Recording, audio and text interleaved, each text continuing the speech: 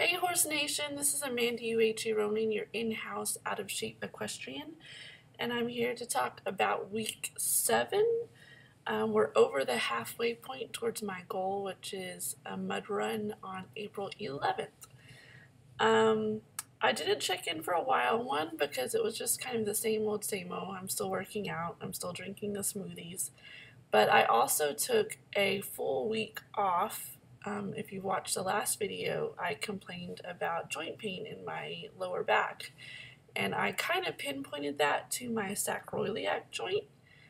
It's beside your spine, but not quite your hip yet. It's actually a joint that's not supposed to do much mobility, but it's used for, I guess, like impacts. I don't know. Anyway, that joint was so locked up, and then it finally popped. And then for 2 or 3 days, it was just like popping constantly. Every time I rode the sitting trot, it was like pop, pop, pop. And it hurt. It hurt really bad. So I took a week off for that. And I'm still coming back from that. I'm not at full strength that I was before I took that time off. And actually, it was really awkward because the first day I skipped my workout, my tip here is, don't socialize with your trainer outside of the gym, because I took the day off and I had to go to dinner with my trainer, and he razzed me quite a bit about skipping workout. It was a good night, but he and his fiance found out that they're having a baby boy, so congratulations. But yeah, he still razzed me. He still totally razzed me at dinner. Anyway, I'm back from that break, and after I did research, I actually saw that the sacroiliac is what causes hunter's bump in horses. So, typical. I'm suffering from hunter's bump. Now that I'm back, we're kind of focusing off of the ab work, because I feel like that's what kind of flustered my whole pelvis lower back area, was the sit-ups. So basically I'm just focusing on keeping my core tight when we do everything. That way we don't have to do any core specific sit-ups. I don't know if it's working. I'm still getting a little sore, particularly my upper abs. But I feel like I just can't risk an injury back there, because it hurt so much when I rode that week.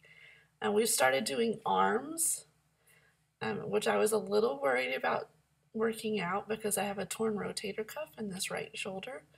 But we started working on arms, and my trainer's just really careful to make sure, like, does that hurt, does that hurt, does that hurt? And I am very honest about whether or not it bothers my shoulder. And so far, anything that keeps my shoulder, even is fine. If I'm moving my shoulder, moving my elbow out a lot, that hurts. But anything where I keep my shoulders nice and even, like the bicep curls, it doesn't hurt. So that's good. And I'm actually starting to get a little bit of muscle. I'm getting a little, look at this. Look at that little muscle. Look at it. It's tiny, but it's there. Yeah. So that was exciting. Let's see what else. I'm still drinking the smoothies. I've actually really gotten used to the smoothies. I love to have a smoothie when I'm done riding at about 2-3 o'clock in the afternoon, and it really curbs my snacking until dinner time, really does. And I'm drinking, big glasses of smoothies now. My favorite concoction is spinach, orange, strawberry, and blackberry. And the blackberries are super nice, because they are the only thing I've found so far that make it a pretty color. They turn the smoothies purple. Every other combination I've tried, it makes it green, which is, fine once you get used to it, or like this horrible brown. Strawberries actually turn it this horrible, unattractive brown color. So if you're, sight sensitive and you want to try smoothies, put a little blackberry in there, because it turns it a nice, colorful purple. On that bombshell, I'll see you next week. Bye, Horse Nation.